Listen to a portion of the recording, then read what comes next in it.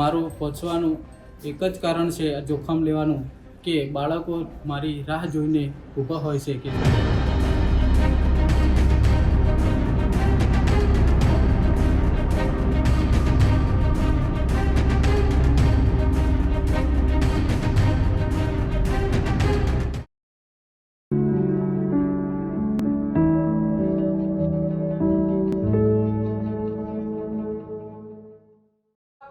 અહીંયા આકૃતિના ભાગ ગણીશું. જો 1 2 3 4 5 6 7 8 કેટલા ભાગ છે? 8. આપણે જે પરિણામની વાત કરીએ છીએ, આપણે ડૉક્ટર કેશવ ફાઉન્ડેશનના શિક્ષક બકાભાઈ બેગડિયાની, તો શરૂઆતમાં ગયા વર્ષે 83 જેવા બાળકો હતા. એ 83 જેવા બાળકોમાંથી એમને 66 જેવા બાળકોને 10 લેવલમાં અપ કરાયા છે. અને એ પણ બહુ મહેનત કરીને. અને વિષયની વાત કરીએ તો વિષયમાં પણ ધોરણ 6 થી 8માં ગણિત, અંગ્રેજી અને વિજ્ઞાન જેવા વિષયો ઉપર એમણે બહુ મહેનત કરી. અને એમાં પણ ગણિતમાં જોઈએ તો શરૂઆતનું 22% રિઝલ્ટ હતું, જે અત્યારે 55 થી 60%ની વચ્ચે રિઝલ્ટ જોવા મળ્યું છે. પછી ઇંગ્લિશની અંદર પણ એવું જ હતું. ઇંગ્લિશમાં પણ વધારે બાળકોને આવડતું નહોતું. શરૂઆતમાં બહુ ઓછું રિઝલ્ટ હતું, 25% 22% જેવું રિઝલ્ટ હતું, જે અત્યારે આપણને 22%, 52% થી 53%ની અંદર જોવા મળે છે. અને વિજ્ઞાનમાં પણ એવું હતું. વિજ્ઞાનમાં થોડું હતું, 34% શરૂઆતમાં રિઝલ્ટ હતું, જે અત્યારે આપણને જોવા મળે છે 60 થી 62%ની અંદર રિઝલ્ટ જોવા મળે છે. તો ખરેખર આ શિક્ષકે પરિણામલક્ષી મહેનત કરી છે અને એ આપણને એમના બાળકોના પરિણામો દેખાઈ રહી છે.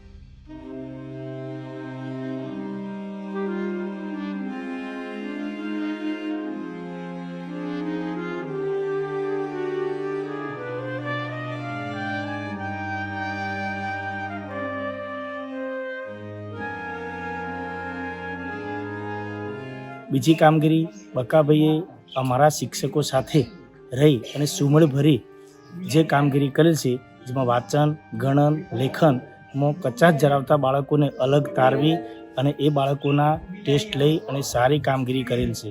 અન્યથા બકાભાઈએ જે બાળકો વાંચન, ગણન, લેખનમાં નબળા છે એમને શાળા સમય પહેલાં 10:30 કલાકથી વહેલા પણ કામગીરી કરી અને 1 કલાકનો વહેલા ભોગ આપેલ છે, જે અમારી શાળાને ખૂબ જ લાભકારક નીવડેલ છે. અન્યથા અમારી શાળામાં ધોરણ 6 થી 8માં શિક્ષકોની બદલી થવાથી જે બાળકોને વિષયના શિક્ષકો ઘટ હતી, એ સમયે સૌરભ ફાઉન્ડેશન તરફથી કામ કરતા બકાભાઈને અમે રજૂઆત કરી અને 6 થી 8માં ગણિત, વિજ્ઞાન અને અંગ્રેજીના વિષયો પણ ભણાવેલ છે, જે અમારી શાળાને ખૂબ જ મદદરૂપ છે. એ બતાવવાનું, એટલે જે ભાગમાં કલર પૂરે છે ઉપર લખવાનું અને કુલ ભાગ છે કયો લખવાના, નીચે લખવાના.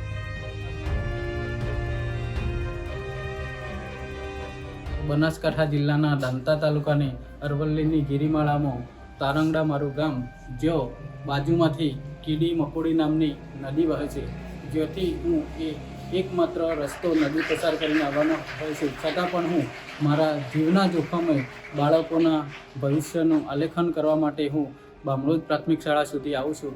ઘણી વખત નદીમાંથી આવતા મારી બાઇક ફસાઈ જાય છે, તો હું આજુબાજુના લોકોને બોલાવીને તેમની મદદથી બહાર કાઢું છું અને એ પ્રમાણે હું આવું છું.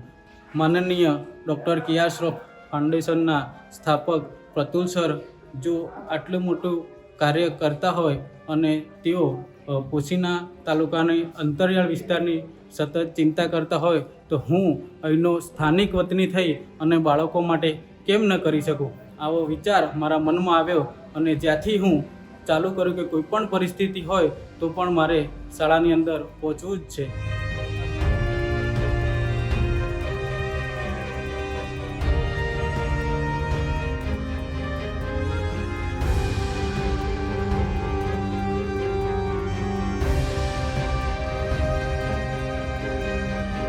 અમારા અહીંથી સાહેબ જાય છે બામણોદ ગામે છોકરા ભણાવવાના, એટલે નદી આવે એટલે બહુ તકલીફ પડે છે. ને અચાનક આ નદીમાં જતા હતા અને પાણી આવી ગયું હતું, કેડથી માંડીને સાથીઓથી આવી ગયું હતું.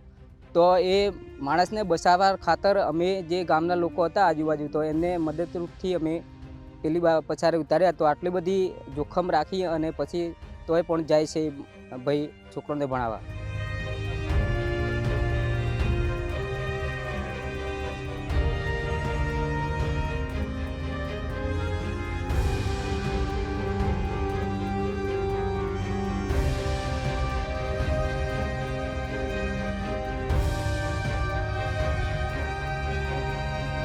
અહીંયા કેઆસ્ટ્રો ફાઉન્ડેશનના કયા શિક્ષક આવે છે? બકાભાઈ પાસે કોણ ભણે છે? શાબાશ. અને શું ભણે છે? તમે લોકો શું ભણો છો એમની પાસે? ઇંગ્લિશ ભણે છે, હિન્દી ભણાવે છે, બધું ભણાવે છે, ઇંગ્લિશ, હિન્દી, વિજ્ઞાન. આપણું જીવન છે ને એ પેલા ચંદાના વૃક્ષ જેવું છે. એનું શું કરવું આપણા હાથમાં છે. એમાંથી આપણે મૂર્તિ બી બનાવી શકીએ અથવા એમાંથી વેડફી નાખીને કોલસા બી બની શકે. તમે લોકો શું બનાવશો? શાબાશ. એટલે તમારી જે જિંદગી છે એમાંથી તમારે પોતાની જાતને જે બનાવી હોય બનાવી શકો છો, પણ એ મૂર્તિ તમારી જાતમાંથી બનાવતા રહેજો અને આગળ વધીને ખૂબ જ પ્રગતિ કરજો, ખૂબ ખૂબ સફળતાને પ્રાપ્ત કરજો. પણ મૂર્તિ બનાવજો, વેડફી ના નાખતા જીવન.